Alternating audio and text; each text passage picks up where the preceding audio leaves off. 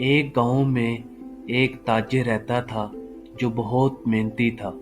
एक दिन उसने अपने अकाउंटेंट को बुलाया और उससे कहा कि हिसाब लगाओ, मेरे पास कितनी दौलत है और ये दौलत मेरी कितनी नस्लों के लिए काफ़ी होगी। कुछ दिनों के बाद अकाउंटेंट ने हिसाब लगाने के बाद ताजिर को कहा, जिस हिसाब से आपके खर्चात हैं और मज़ीद अगर आमदन न भी हो तो आपके पास इतना पैसा है कि आपकी 2 नस्लों के लिए काफ़ी होगा। ये सुनकर ताजिर कहने लगा, तो फिर तीसरी और चौथी नस्ल के साथ क्या होगा? उस दिन से ताजिर इसी बारे में सोच सोच कर परेशान रहने लगा और इसी परेशानी में बीमार हो गया। कई तबीब उसके इलाज के लिए आए, लेकिन किसी की दवाई से उसे कोई अफाका ना हुआ। एक दिन ताजिर का दोस्त उससे मिलने के लिए आया तो ये देखकर हैरान रह गया कि ताजिर परेशान और बीमार है।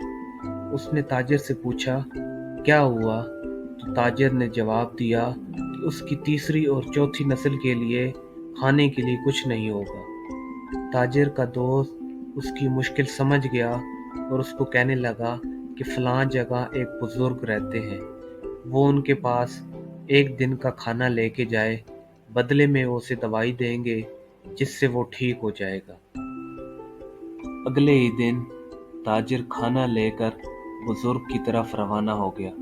जब वहां पर पहुंचा तो बुजुर्ग ने उसका इस्तकबाल किया और अपने शागिर्द को बुलाकर कहा, ताजिर ने हमारे लिए खाना लाया है।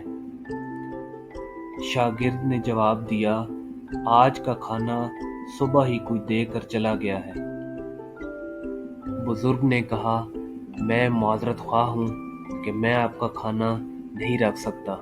हमारी ये रिवायत है कि सुबह जो सबसे पहले हमें खाना दे के जाता है उसका खाना हम कबूल कर लेते हैं और उसके बाद हम खाना नहीं लेते।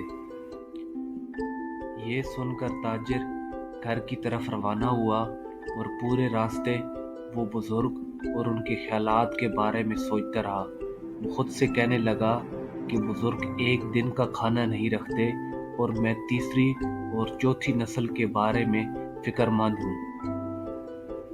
उस दिन के बाद ताजिर ने फिक्रमंद होना छोड़ दिया और बाकी की जिंदगी बेफिक्री से गुजारी। हम भी अपनी रोज़मर्रा की ज़िंदगी में ऐसी बातों के बारे में परेशान हो जाते हैं जिनकी फ़िक्र की हमें कोई ज़रूरत नहीं होनी।